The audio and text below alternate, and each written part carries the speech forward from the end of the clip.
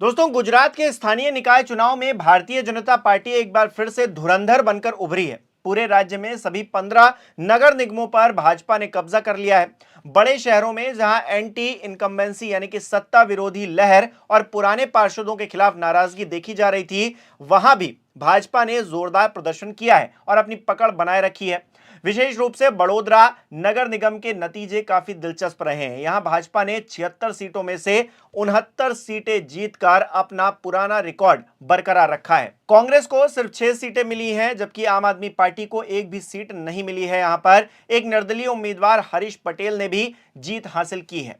पिछले 2021 के चुनाव में भी भारतीय जनता पार्टी को ठीक 69 सीटें मिली थी। इस बार एंटी इनकम्बेंसी के बावजूद भारतीय जनता पार्टी की ये जीत पार्टी की मजबूत संगठनात्मक ताकत और स्थानीय स्तर पर किए गए काम को दिखा रही है।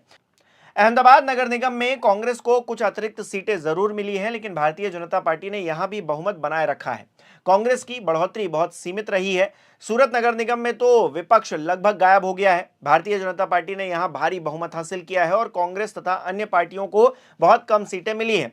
सूरत में भाजपा की जीत इतनी एक तरफा रही कि निगम को लगभग विपक्ष विहीन कहा जा सकता है। ये नतीजे दिखाते हैं कि गुजरात के बड़े शहरी केंद्रों में भाजपा की जड़ें और भी मजबूत हुई हैं।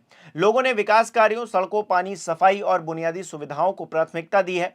वडोदरा गुजरात के मध्य क्षेत्र का महत्वपूर्ण शहर माना जाता है। यहाँ डिप्टी सीएम हर्ष संघवी प्रभारी मंत्री के रूप में सक्रिय थे और उन्होंने भारतीय जनता पार्टी की रणनीति बनाई और पार्टी को मजबूत करने की कोशिश की।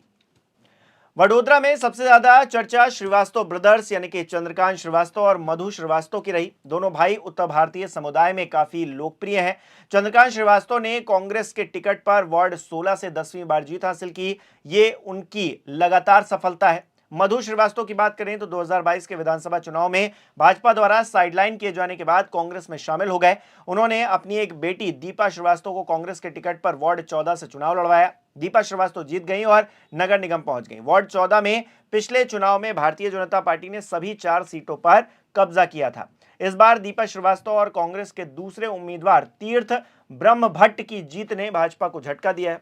हालांकि वार्ड 14 की 2 सीटें भाजपा के खाते में भी आई हैं।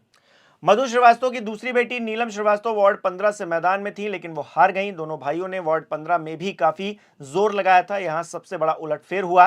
भाजपा से बगावत करके कांग्रेस के टिकट पर लड़े आशीष जोशी ने जीत हासिल की। आशीष जोशी पिछले कार्यकाल के लोकप्रिय पार्षद थे। उन्हें भाजपा ने सस्पेंड कर दिया था, जिसके बाद वो कांग्रेस में चले गए। उनकी जीत ने भाजपा को बड़ा झटका दिया है। आपको बता दें कि चंद्रकांत और मधु श्रीवास्तव वडोदरा में उत्तर भारतीय समुदाय के बड़े चेहरे हैं। मधु श्रीवास्तव 2 बार पार्षद, 1 बार निर्दलीय विधायक और 5 बार भाजपा से विधायक रह चुके हैं। उनका परिवार स्थानीय स्तर पर काफी प्रभावशाली है। वडोदरा में कांग्रेस ने इस बार काफी मेहनत की। शहर कांग्रेस अध्यक्ष ऋत्विक जोशी की अगुवाई में पार्टी ने भाजपा को टक्कर देने की कोशिश की। कुछ वार्डों में कांग्रेस ने वोट बढ़ाए, लेकिन कुल सीटों में पार्टी पिछड़ गई। पिछले चुनाव में कांग्रेस को 7 सीटें मिली थी। इस बार वो घटकर 6 सीटों पर सिमट गई। कांग्रेस से बगावत करके निर्दलीय लड़े हरीश पटेल ने भी जीत हासिल की। वार्ड 1 में कांग्रेस के बड़े नेता नरेंद्र रावत की पत्नी अमी रावत की सनसनीखेज हार हुई है। भाजपा ने यहां अपनी सेंध लगाई है और कांग्रेस के गढ़ में घुसपैठ की है। वार्ड 10 में मास्कमैन के प्रोटेस्ट के बावजूद भाजपा के नितिन डोंगा जीत गए। कई जगहों पर कांग्रेस की उम्मीदें पूरी नहीं हुई। डिप्टी सीएम हर्ष संघवी वडोदरा के प्रभारी हैं, इसलिए यहां के नतीजों पर पूरे राज्य की नजरें टिकी थी। भाजपा ने कुल 69 सीटें जीतकर अपनी ताकत साबित कर दी है। गुजरात के स्थानीय निकाय चुनाव में भाजपा ने सभी 15 नगर निगमों पर कब्जा किया है। अहमदाबाद, सूरत, वडोदरा, राजकोट, जामनगर, भावनगर आदि सभी जो बड़े शहर हैं, वहां पर पार्टी ने बहुमत हासिल किया है। ग्रामीण क्षेत्रों में भी भाजपा ने जिला पंचायतों और तालुका पंचायतों में अच्छा प्रदर्शन किया। हालांकि नर्मदा जैसे कुछ आदिवासी क्षेत्रों में आम आदमी पार्टी ने चुनौती दी, लेकिन शहरी क्षेत्रों में भाजपा का वर्चस्व अटूट रहा।